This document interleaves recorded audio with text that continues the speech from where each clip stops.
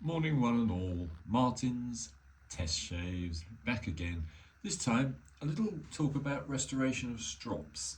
This is a beautiful, beautiful strop, of course, obviously. It was from my very good friend Gary. He allowed me to buy it from him. I've got, I think, 2, maybe 3 now of the kanayamas. This is a kanayama 3000, which, as you can see, is still in pretty good condition, but it had got a little bit stained. And the staining is a problem for me. I don't like things that look a bit sort of crappy. Anyway, here's a trick. Use a white artist's rubber. The reason these are used for cleaning purposes is because they don't have any nasty coarse compounds in them. You can rub this onto a strop. It does take out the staining. Also, because I looked it up online, if you use a good quality stiff soap, meaning a very stiff frothy type of lather, rub that in and clean it off with a rag. That will also take off an awful lot of dark stains. And also, last but not least, if you do have an area which is a little bit rough, use a polished stainless steel spoon. The polished spoon, when rubbed over the area, will bring it back to shiny again. So that was just a little experiment I did the other day because I had a cold. I still have a cold, and I thought, no, I'm going to get me strops right. So there you have it. There's a almost mint now kanayama 3000 strop, and Mr. Naomi, I'm sure, will be proud. The reason they are so expensive is Mr. Naomi had the technique and he didn't have anybody to pass on his techniques to. So unfortunately, I do believe the gentleman now, the Japanese gentleman, is now no longer with us. Anyway, I'm going to shut up and try to get on and just show you something else. Almost along a similar line. I'm going to do a test. The test today is 2 very similar razors. One I had to rescale, and unfortunately it was a very nice quality German razor. As you can see, it's even got decoration on the spine. But this one is a Crown Castle, the Hamburg ring. A lot of the lesser known German razors always have the Hamburg ring on them, but this one, on the other hand, although the same material or scale, is a genuine Sheffield. And this one is rather nice because it's not a deep hollow like the other one is. This is a S. Pearson's and Company Sheffield Time brand marked. And this one, again, nearly mint. And this one is only a quarter hollow, so this one is stiff. Anyway, guys, I'm not going to be too much longer. I'll just give a comparison on the 2 of them. I hope the little chat on trying to save the best that you can on strops might be useful. To say the main trick is, do not use anything which has got any unpleasant stone filled compound. A lot of rubbers, artist rubbers, they use pumice, and pumice will just totally destroy your strop. So if you use one of these white artist rubbers, they're very, very safe. And they're quite fun to use, and they will get out an awful lot of dirt. So then you've got a better strop. Anyway, what am I going to use today? I think today I'm going to try and use, oh, I know. I'm going to use some tobacco. I haven't got a pot for it. This is a refill. A very good and kind friend up in the North Country far actually gave this to me as a gift about 2 years ago. So this is the original tobacco. The tobacco, which Gary kindly sent me. Now this tobacco I lathered onto the strop, a nice stiff lather.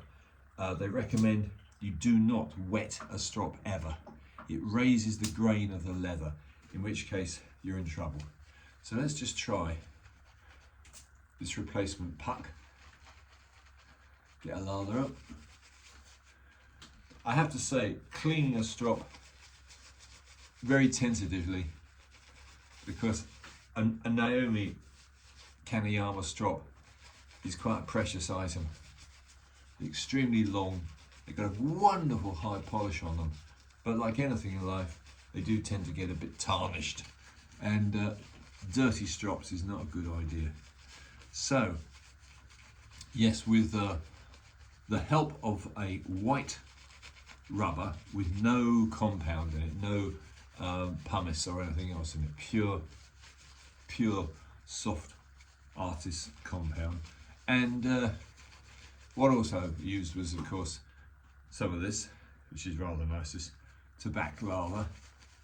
You put the tobacco lather on very stiff. Do not wet a strop, you'll ruin it. So I put this on as a nice stiff paste, rubbed it off, and the natural glycerines and the natural fats inside this soap actually do a wonderful job. So I'm quite happy with that. White fingers. Just do a quick test on this rather nice quarter hollow, which I haven't used in ages and ages and ages.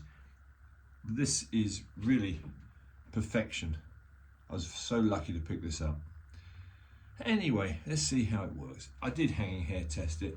Hanging hair tested the other one as well. So they're about the same. Let's see if I can. Yeah. Very stiff. This is 3 days, the stubble. Almost soundless. Quarter hollow's nice. I like quarter hollow. Oh yeah. Stiff, but very controllable.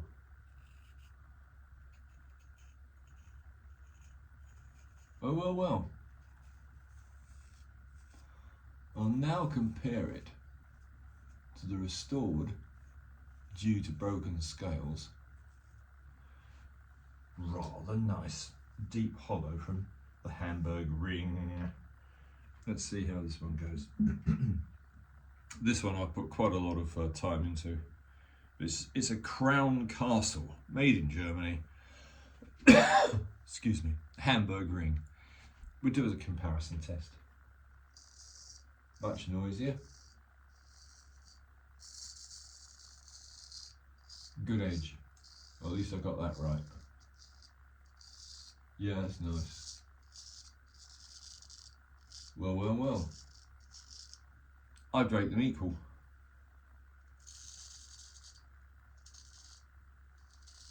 Oh, I am pleased.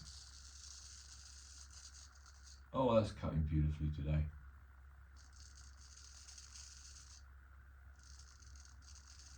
Well, well, well.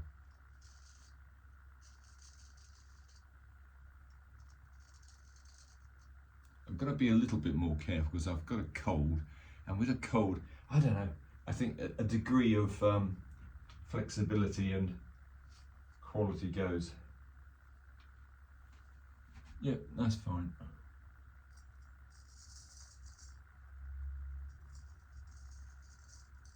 Yep. I wouldn't put this German razor ahead of the British one. But they're two totally different grinds. Deep hollow, which is the German, and quarter hollow, which is the Sheffield. Let's go back to the quarter hollow and do another little pass. This time this is second pass,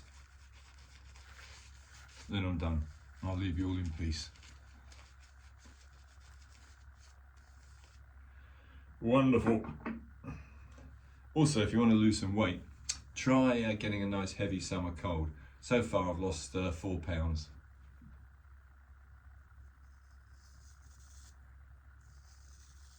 It's a very different feel, quarter hollow.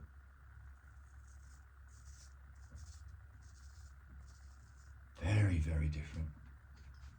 I must admit, normally I go for full hollow.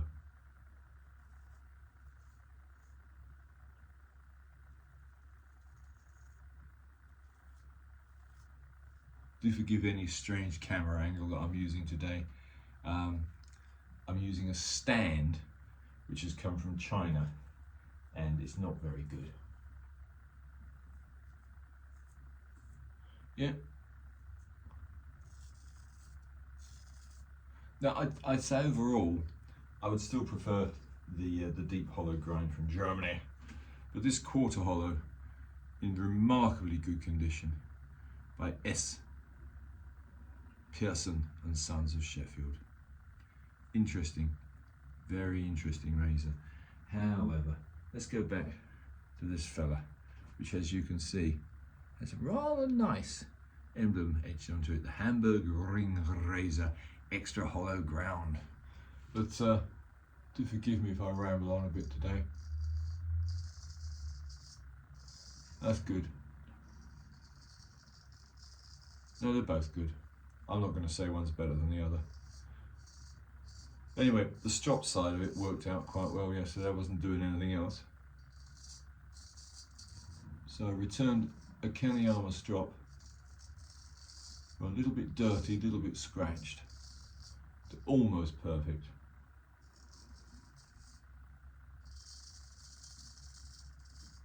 The other trick, if you use AI to get information from, which I did, palm, use your palm to bring the polish back. The natural oils and the friction from your palm. And that's all it takes. Anyway, I might give this a little trim up afterwards because it's not a perfect shave. But it's not bad.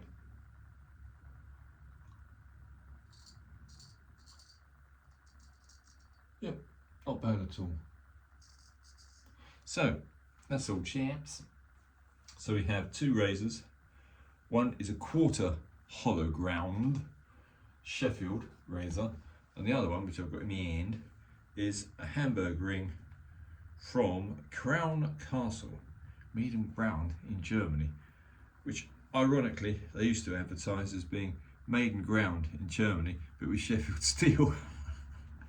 However, those were the days. Yeah, so there you have it. Quarter hollow, full hollow, with a good edge, as good as each other. And let me just give you one more show, if I may. Ex-Gary Hayward, wonderful kanayama strop by Mr. Naomi of Japan. And now, well, very nearly mint again. So I'm going to give it a little bit more rubbing, get the old shine back to full shine on it. But all the dirty marks have gone. That is now one lovely looking strop. All right, chaps, Martin's Test Shaves, over and out.